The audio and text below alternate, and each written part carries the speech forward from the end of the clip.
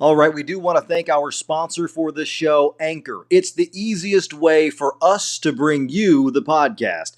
They give us everything we need, it's all in one place, and most importantly, it's all free. Everything on our iPhones, on our iPads, on our computers, all the creation tools to edit, it's all included, and they distribute the show for us. Send it to Spotify, send it to Apple, send it to Google. So, you can start your own podcast, get in on the game, download the Anchor app, or go to anchor.fm to get started.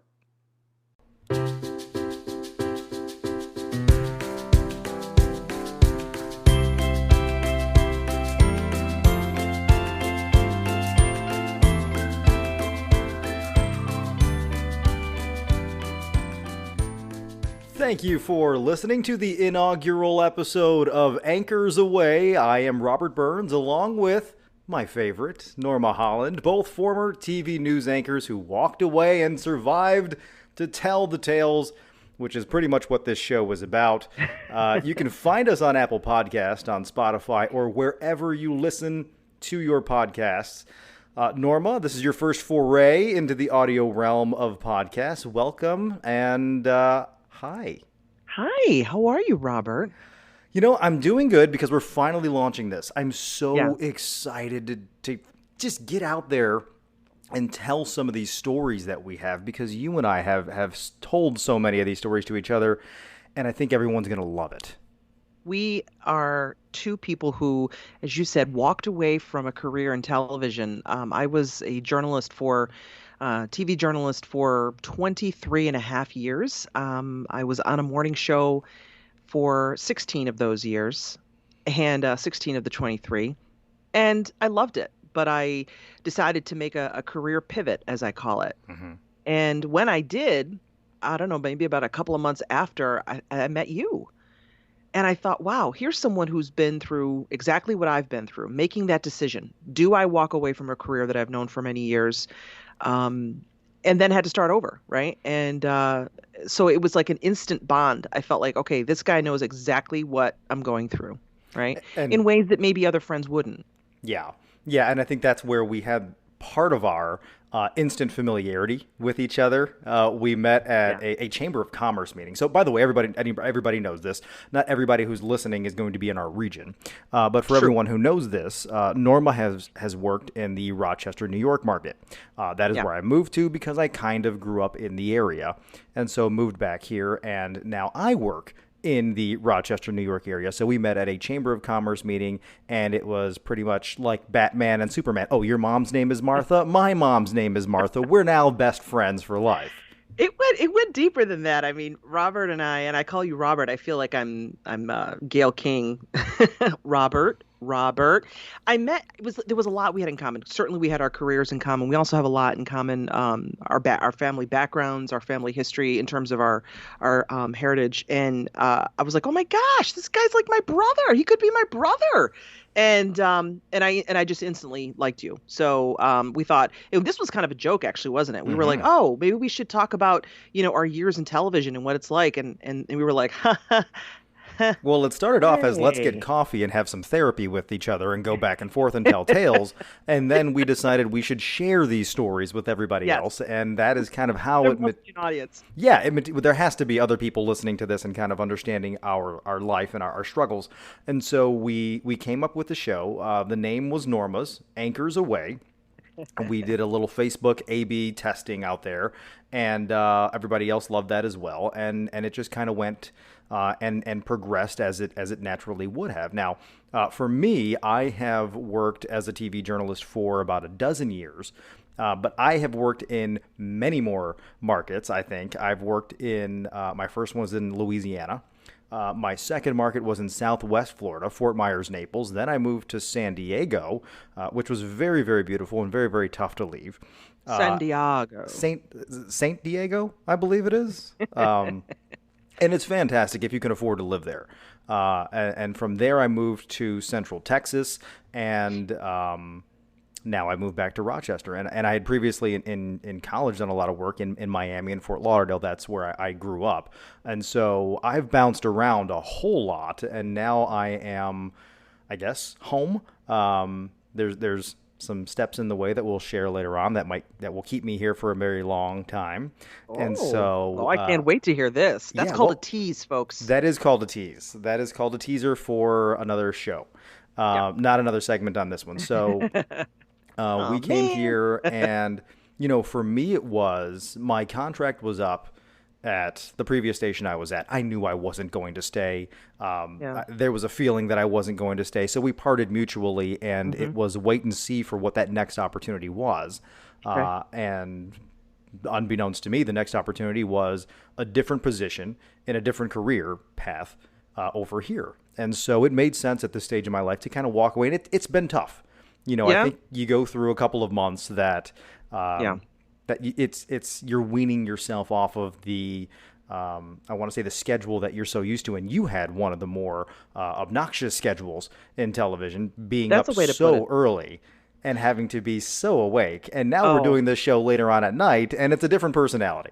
it is totally. So I worked every shift known to man and woman, and I started on the morning show 16 years ago when I was newly married with no kids. So, I was in that stage in my career where I was like, yeah, sure, I'll come in at 2, 4 in the morning, no problem. I'll get up at 2. I'll get up and I'll, do my hair and makeup and get ready and look cute and perky and go stand on the side of a road and cover the news if I have to, right? Well, I'll do whatever it takes. And there's a badge of honor in journalism if you do a lot of different things, right? If you say, well, I started out here and then I kind of worked my way up. So I was very proud to be where I was because I'd worked hard to get there. But there came a point at which I just said, all right, I can't get up at 2 anymore. I'm now the mother of 2 children, 2 beautiful little girls. And getting up at 2 in the morning when it's not for a crying baby, and you've got crying babies at home, it just became too much. And I decided, you know what? I need to make a change in my life. But there was another thing kind of pushing me on. I sort of hit a ceiling. Okay. Mm-hmm. And I talk about this openly. My boss knows, and I've been very open with them. And hold that thought, because I know Yeah. I'm going to set this right, that a lot of people in this market have been wondering for the past year, what happened to Norma? What happened to Norma? Where has Norma been? Have you talked to Norma? What's Norma doing these days? I love Norma. I have heard your name from so many other strangers, Oh, really? and so That's so they love nice. you, and they've been wondering what happened to you. So this is where we want to break that news a little bit more open, a little bit more openly, and just explain a little bit as to why you chose at this point. I know you touched on it, but to finish off, why you chose at this point to just take a separate break. Well, first and foremost, the hours were brutal. I just couldn't do it anymore. 16 years of getting up at 2 a.m. It's not healthy for you over the long haul. It's just not. My primary care doctor was always like, Holland, come on. Holland, really? There was that. There was also the fact that I had hit a ceiling, right? And I'd hit a plateau, right? And all of a sudden you start to say to yourself, all right, well, could I reinvent myself? How could I like jazz this up, right? And I realized that there was no opportunity for me. And that's not a I'm not I don't place blame on anyone for that. I don't say that, oh gee, they should have made a way for me. No. I never expected anyone to do that for me, right? There just wasn't any other opportunity. And that's nobody's fault, right? So then I said, well, guess what? I got to go somewhere. I'm going to do something else. The third reason was, and this is maybe it's particular to women, to me, women at a certain point in their careers have to I think this is good for anybody, no matter who you are. You got to keep it fresh. You've got to learn new skills. If you rest on your laurels and say, "Well, I've done it this way for all these years, and this is what's going to carry me down the, yellow brick road to retirement." No, no, we have to be able to market ourselves. Mm-hmm. So I decided, guess what? The world of digital marketing is calling my name. I have a friend who works in the industry, and he reached out to me 2 years ago, in fact, and we kind of started talking about this 2 years ago. But I had a contract to fill, and Mm-hmm. I wasn't going to break it with my current at the current station I was at. So yeah, when it was time to go, I said goodbye, and that was really, really hard because It's I love scary. my It's people. so I love scary, my isn't it? coworkers. I do. I love my people. And it's Mm-hmm. like to say goodbye to them was really hard. Really And hard. yeah, it's one of those things where it becomes in newsrooms. A lot of people won't understand this, but I'm sure it's similar in other professions that in such a close knit area, and especially in some of the Yeah, markets that we worked in, the newsrooms become your family, your they are. extended family. And as you Yeah, mentioned, you didn't have kids at the time, so it was right. it was you and everybody else, and that was your priority. Work Yeah, and people, your producers and your photographers and your editors and whoever else was in the building. That was who you were closest with. And so when you leave, there's everybody has a going away party, which unfortunately you can't have now because of COVID-19. You yeah, can't have those going away parties, and we'll talk more about that on another episode. But it's a very close thing, so it's emotionally tearing, I think, yeah. walking away from it. But I've been in sweatpants for the past 2 months now, and I love it. I don't know if I ever really want to put a suit back on if I don't have to. I will jeans and sport blazer it with a t-shirt underneath. It'll be 12 degrees outside, but I will still enjoy comfort. Can I tell you something? All right. So I have a closet full of suits. I don't know what I'm going to do with them. I have a suit in No clue. every color. It's like a Skittles bag. Mm-hmm. Okay, it blew up in my closet. I got every shade of pink and red and green and blue and purple and blush and you name it, white and black. And it's like, oh my God, what am I going to do with all these suits? I haven't worn one once. I went through a phase where I wanted to have every pocket square I could find. Oh, I have I am prepared for any gala throughout oh the yeah. country. I am ready to go and MC and give awards away, and heck, I will come and clean up the placemats and the tables at that point just to show off what I have because I have no reason to wear it anymore. I don't. I worked in an office. The quarantine hit, and then we started working from home, and Yeah. now we're going to keep working from home, and there's no reason for me to wear this stuff. Yeah. I'm not Yeah. mad about it, and I know a lot of other people are in the same situation. You have, as you mentioned, you have the little ones at home, so you were getting a double dose of reality at this point, Oh and my Lord. everyone is in sweatpants and eating each other's food and getting in each other's nerves and all that type of stuff. Oh my gosh. But with as much as things change, there's always something evolving. And part of this show is we're going to cover current events. We're not going to we're not going to make it very heavy. We're not going to have very serious stories. However, we're going to transition right now into what we call the lead story, which, well, that was the lead story, rather, is our introduction to you. We're going to move on to what we're calling the B block in this show, because at this point we would be remiss if we didn't touch on some current events that are going on in the country. And as many of everybody knows, that's our transition noise, by the way. But as most people know, we're talking about the not only the daytime protests going on throughout the nation, but also the nighttime riots and the nighttime looting that is happening in the wake of the George Floyd death, and especially for you here in Rochester, New York. This is home for you for so much longer than it has been for me, and we've made the news, as have many other cities throughout the country, but it's striking a special nerve, I think, with you. You are more emotionally involved in some of these stories as I've seen. So let's just give it a little bit of take on each other's side of this and just express how we're dealing with it as well. So I look at it in two ways. One, you and I would have been covering this story Hmm. in a way, whether we were in the studio or we were out in the street. So I think about the fact that, I wasn't there and there was part of me that wanted to, get out there and be a part of it. This is the first story that I thought to myself, really, I would like to be a part of the stories that heal this Hmm. city. Okay. Because there's a lot of division. That's one. Number two, I mean, let's be honest. You and I have met people in law enforcement over the years, and um, I call some of them my friends, right? True friends, and I cannot be driven to hate police officers. I won't.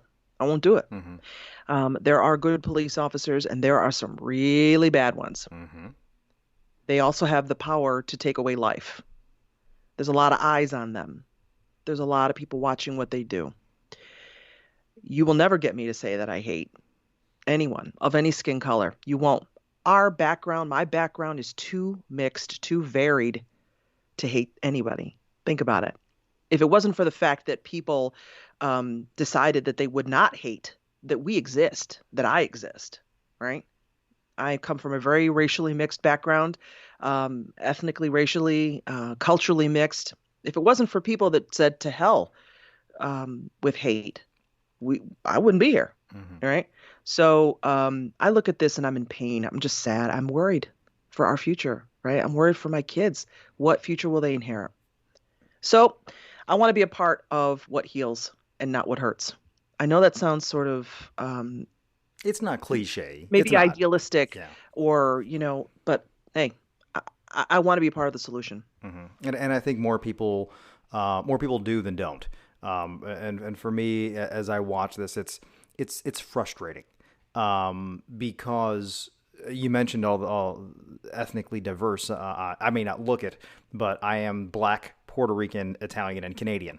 Of course, Canadian had to be thrown in there because I'm from this area, but So close to the border. it's right there. The duty free shop is right across the street, but I am a little bit of everything. And so I know throughout my family the struggles on all sides of this. And so I watch this and I hear the stories of my family members who went through the 60s and even before that. And they're watching this and I know what they went through. And I'm watching it play out here. But then I watch things turn from the peaceful to the, like I mentioned, it's frustrating. From peaceful to frustration is where it goes once sunset hits, and I have it on right now just to kind of see what's going on in some of these major cities. And you're right, it's something that we would be covering.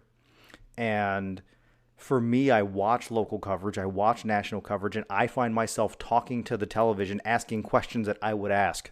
That you see these reporters out there, and you're wondering, why aren't they asking things? And from this side of the table, it's different because you have to take a step back and remember they're in the middle of a group. They're in the Yeah. middle of an entire Yep. Situation that can blow up. No pun intended. That can just go awry at any minute.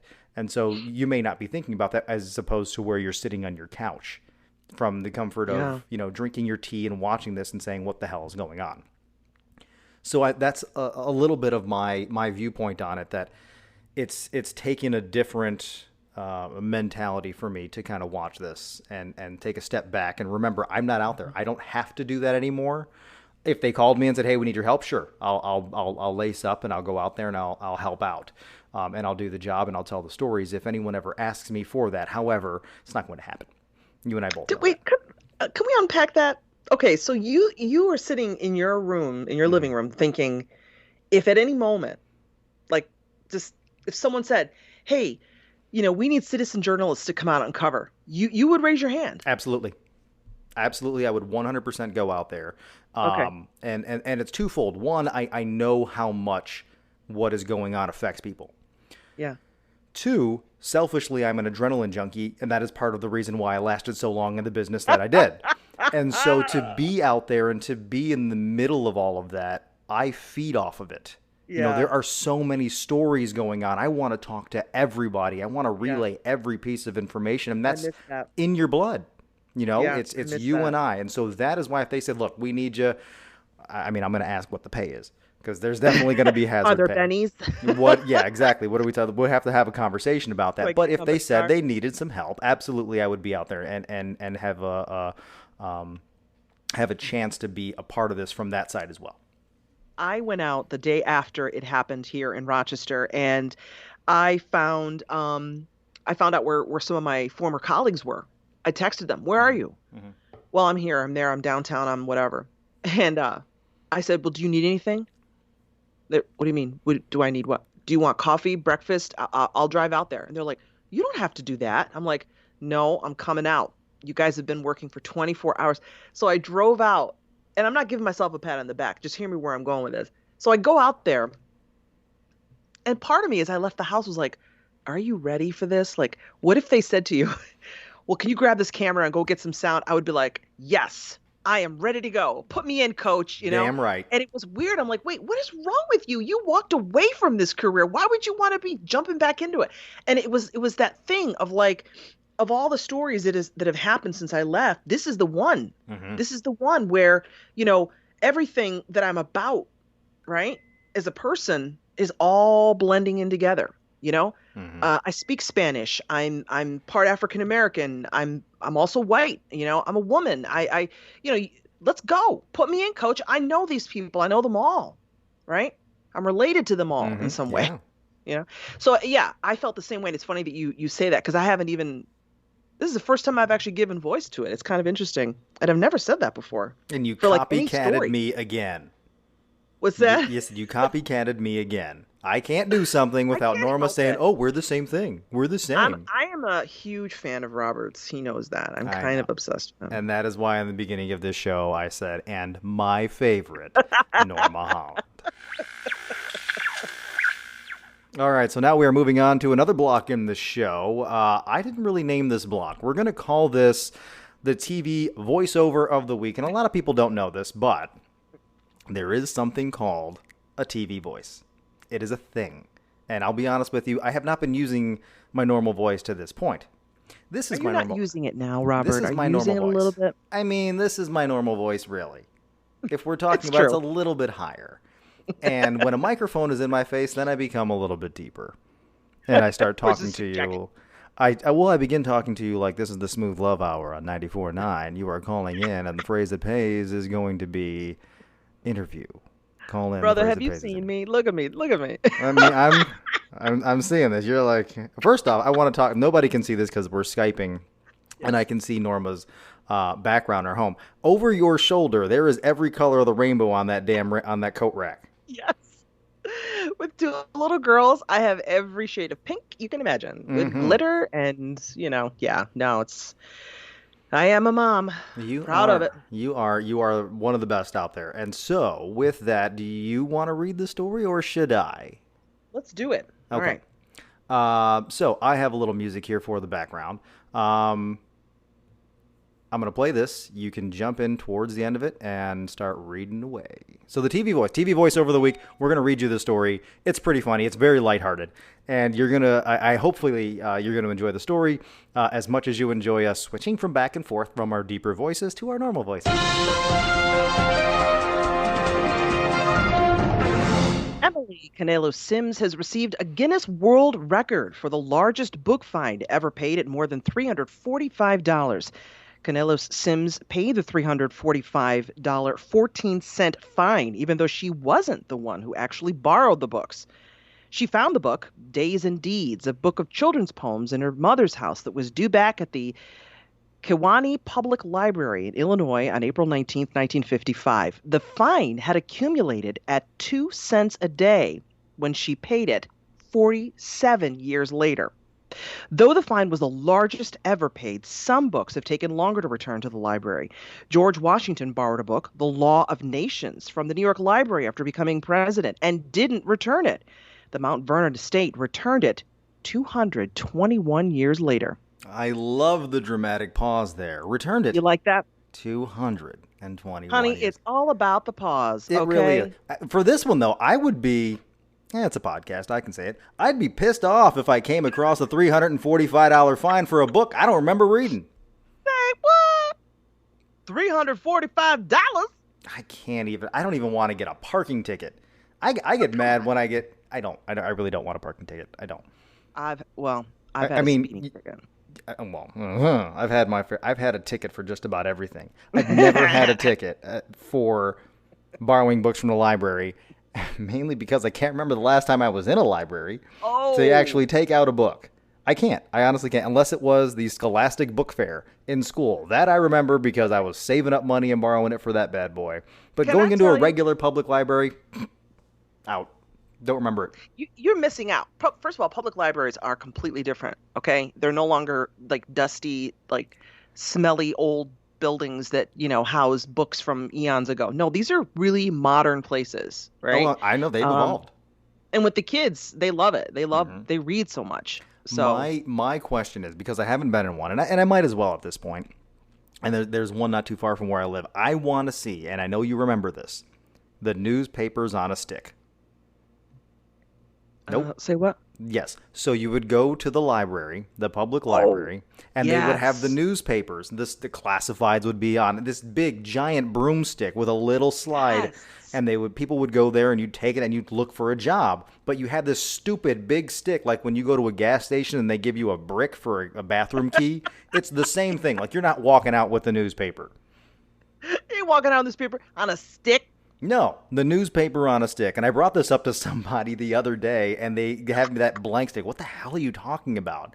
I'm like, you don't know the trials that come with having to go to the public library and pull out the newspaper on a stick for a current events story that you had to write for school that you didn't care about as a 9-year-old. Oh my Nobody even God. wants to read the newspaper because you turn the page, you get that ink on your hands, and it's Oh, just, remember the ink? it would just run off. Yeah. I think that's part of the PTSD I have for not going to the public library in about 30 years. Get a handy wipe and get over yourself, okay? That's right. Technology has changed. They have things called handy wipes. That's nice. That's nice. I loved your I TV love the voiceover of library. the week. That is your TV voiceover. It's a little slower than mine. You take your Well, time and you well, read having, it. you know what, though, hold on. I will say this. Because this is the first time I've seen the script, I tend to read a little slower. Okay. Because I was trying to make sure, that I was reading it correctly. Mm-hmm. But yeah, so, okay, we did this thing where we'd come in, we'd have to read over everything ahead of time. Mm-hmm.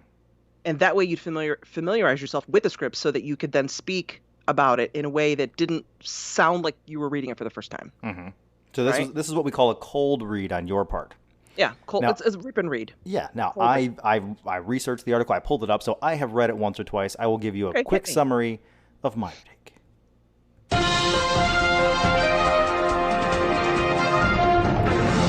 All right, here's a story for you. Happened earlier today on June 2nd. A woman named Emily Canelos Sims. She received the Guinness World Record for the largest book fine ever paid at more than $345. It was $345.14 whole cents.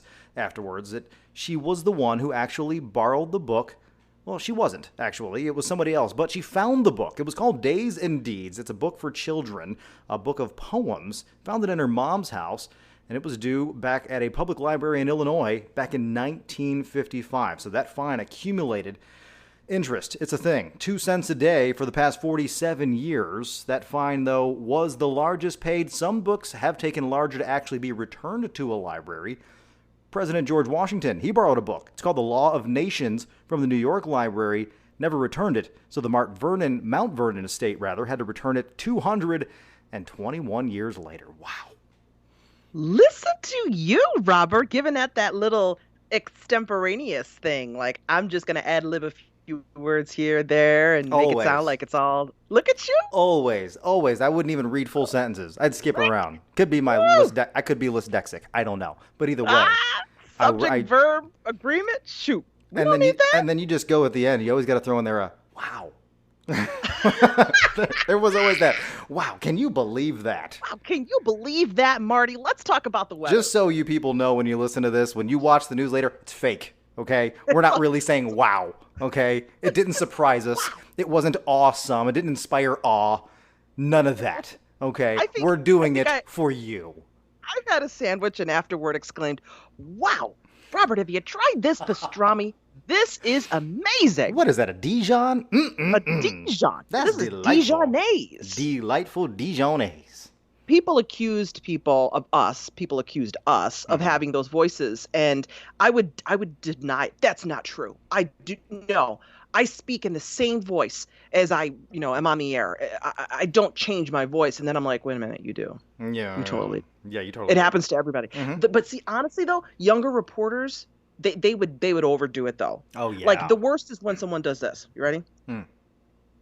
Emily Canelos Sims has received a Guinness World Record for the largest book fine ever paid at more than $345.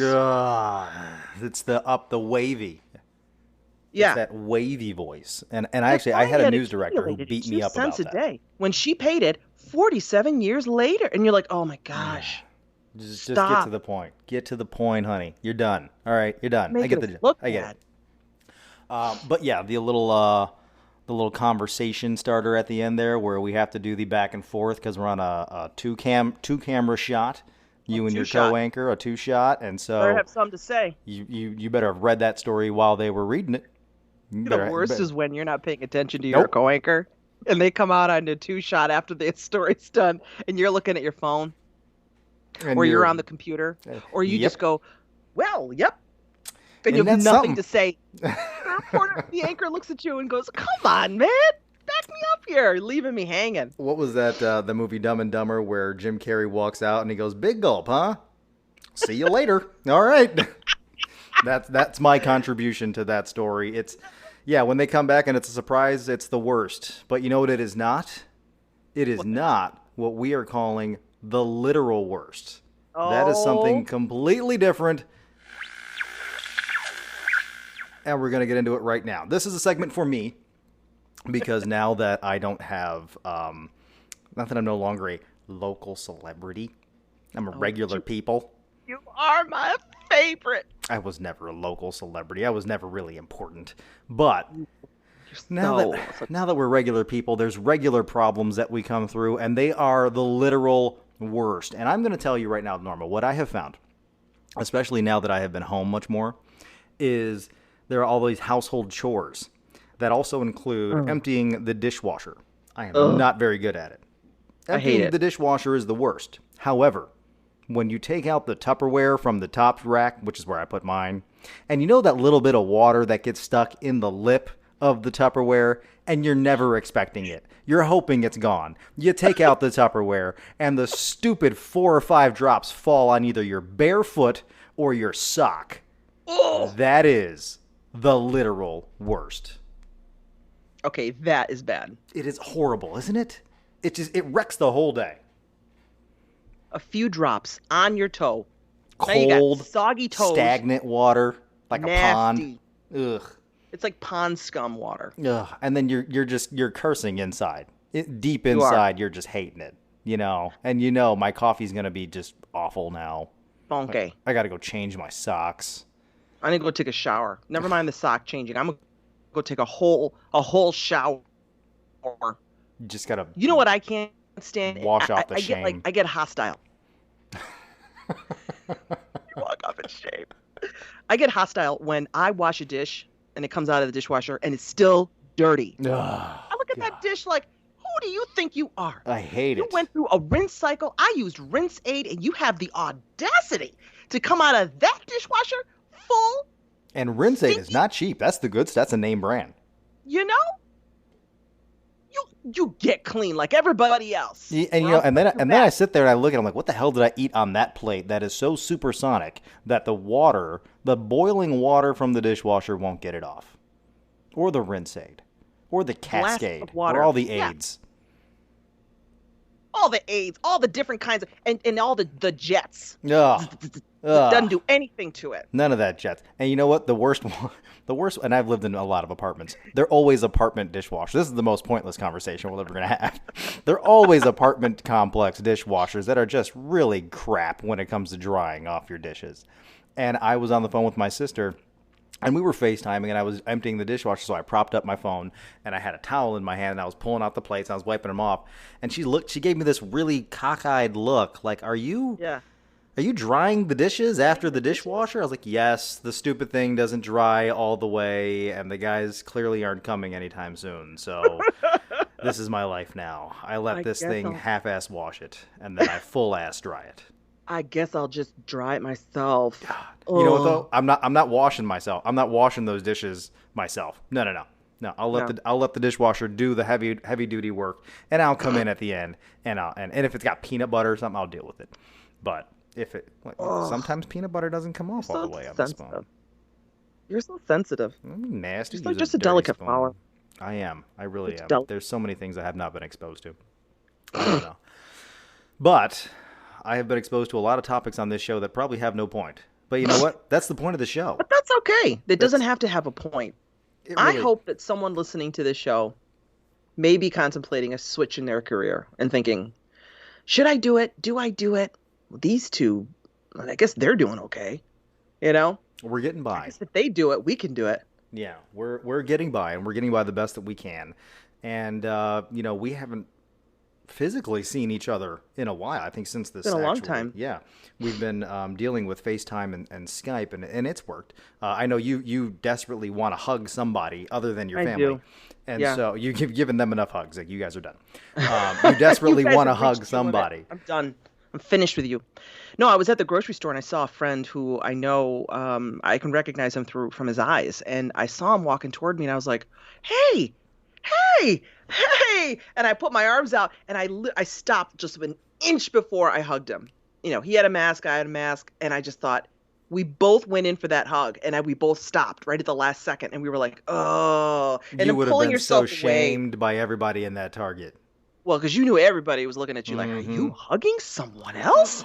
And yeah, Clutching I their miss it. pearls. Oh my goodness, Norma, huh? Is that Norma's eyes? Those Clutch are your Norma's pearls. eyes. Oh Oh my Lord. gosh, Norma Oh my. Holland. Yeah, think about it though. You used to be able to talk to people in the store. You better Mm-mm. not. Mm-mm. You better not stop and chat. No. People give you that dirty look. No. The thing though that I find, and we'll end the show on this. The thing that I find is that my conversations with the cashier at the stores have now become the conversations I used to have with the Uber drivers. And it's just, so how long you been doing this? Okay. Yeah, How have things changed for you? Okay. How you doing? Okay. All right. Get me the hell out of here so we can go. yeah. That's pretty much the extent of my outside conversations with strangers now.